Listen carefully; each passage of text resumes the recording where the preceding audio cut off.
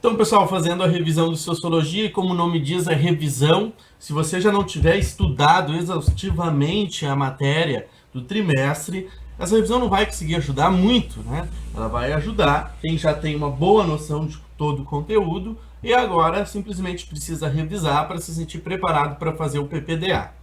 Eu acho, assim, começar pelo conteúdo mais recente que a gente viu há menos tempo, que é o relativismo cultural do Franz Boas. O que é esse relativismo cultural? É aquela ideia de que cada cultura deve ser avaliada relativo a ela mesma.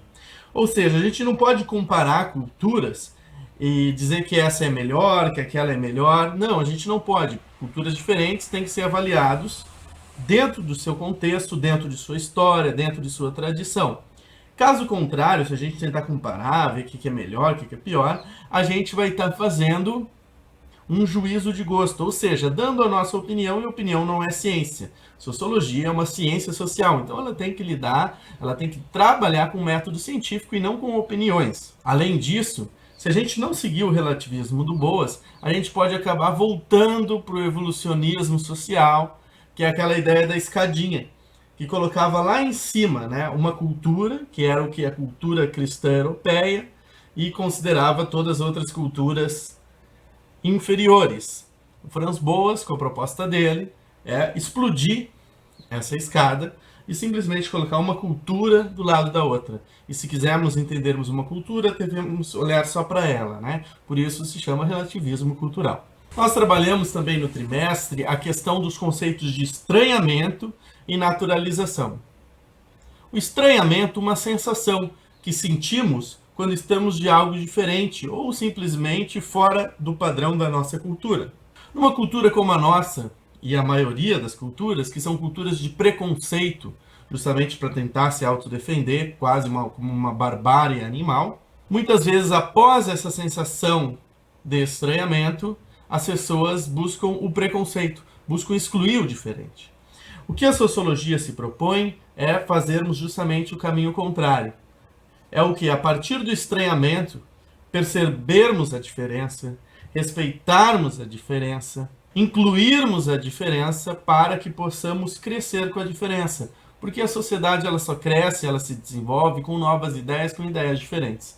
Então, o estranhamento, dentro da sociologia, ele tem um aspecto muito importante. Precisamos nos estranhar para respeitar o diferente enquanto diferente. Já a naturalização é o processo de pegar algo que não é natural, né, e naturalizá-lo.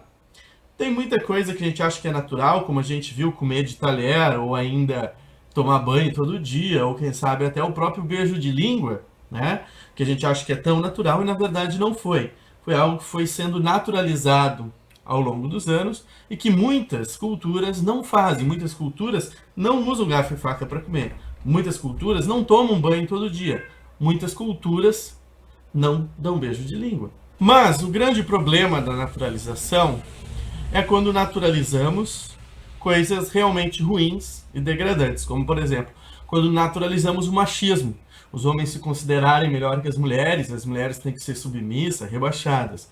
Quando naturalizamos a discriminação racial, que considera que o bonito é o branco, é o cabelo liso, é o loiro, é o olho azul, o resto todo é feio. Ou ainda pior, né, que o branco é superior intelectualmente do negro, ou alguma coisa do tipo. Isso é terrível. Ou ainda quando naturalizamos a violência urbana. Achamos que é normal grandes índices de assalto, ou até mesmo a pobreza. Tentamos culpar o pobre por ser pobre, e não todo o sistema que tem em volta, sem perceber que em países onde o sistema é mais bem organizado, a pobreza simplesmente não existe. Então, diversas coisas absolutamente não naturais e muito ruins são naturalizadas em nossa e em qualquer outra sociedade, e esse é o grande aspecto negativo na naturalização. A gente trabalhou o projeto Escola Sem Homofobia, e vocês sabem que ali, logo na entrada da escola, tem aquele grande cartaz, Escola Sem Homofobia. Eu ouvi um relato de um dos alunos, inclusive, que viu alguém, uma mãe, um parente chegando na escola e ficando horrorizada com aquela faixa Escola Sem Homofobia. Pois, na cabeça daquela pessoa, escola sem homofobia significava uma escola a favor da homossexualidade. Ou seja, uma escola que queria ensinar todos os alunos a serem gays. Não, evidentemente não é isso. Homofobia é um tipo de preconceito, é um tipo de violência psicológico, verbal e até mesmo física. Pessoas homossexuais são ofendidas, pessoas homossexuais são violentadas, mortas, assassinadas todos os dias devido à homofobia. Ser contra a homofobia é ser contra esse tipo de preconceito, esse tipo de violência que não leva a lugar nenhum, e principalmente numa escola onde os alunos ainda estão descobrindo a sua sexualidade. A escola tem que ser sem homofobia, ela não pode tolerar nenhum tipo de homofobia. Por isso que a nossa escola tem esse projeto. Uma questão que sempre vem à tona, vocês vão estudar mais isso no segundo, no terceiro ano, mas que já fique claro desde agora.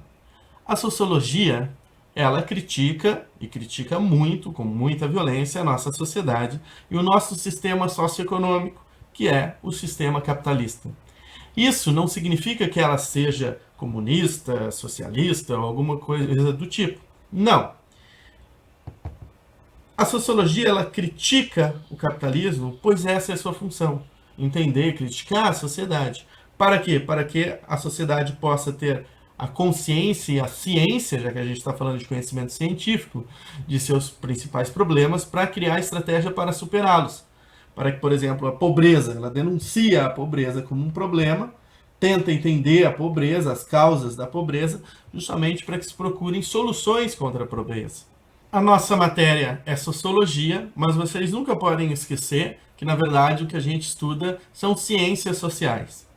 Por quê? Porque além da sociologia, a gente também vê a antropologia, as ciências políticas, que são um pouco diferentes e constroem um todo de sentido que se chama ciências sociais. A sociologia, ela estuda acerca do quê? Das estruturas das sociedades, analisando as várias sociedades, como elas se comportam entre elas, mas também, principalmente, as estruturas internas de cada sociedade. E, aliás, você se lembra que a sociedade, a gente viu desde o início do ano que o conceito mais amplo que a gente consegue incluir dentro dele os diversos tipos de diferentes sociedades é o quê? Um conjunto de pessoas vivendo em determinado tempo e espaço. Ou seja, a gente tem um grupo de pessoas que vive e convive em determinado local ao mesmo tempo, né? Na mesma época, pelo menos, a gente chama aquilo ali de sociedade. Então a gente pode falar da sociedade da Escola Padre Réus, a gente pode falar da sociedade porto-alegrense, gaúcha, brasileira, assim como a gente pode falar a sociedade italiana do século XV, a sociedade alemã do século XVII. Tempo, espaço, pessoas, sociedade. A antropologia, a palavra antropo, ela vem de homem, né? Homem, espécie humana.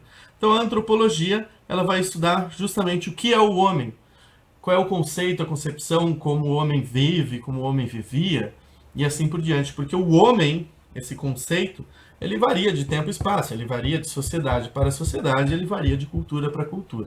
E as ciências políticas, ela estuda as relações políticas entre os indivíduos, ou melhor, entre os atores sociais, os atores políticos.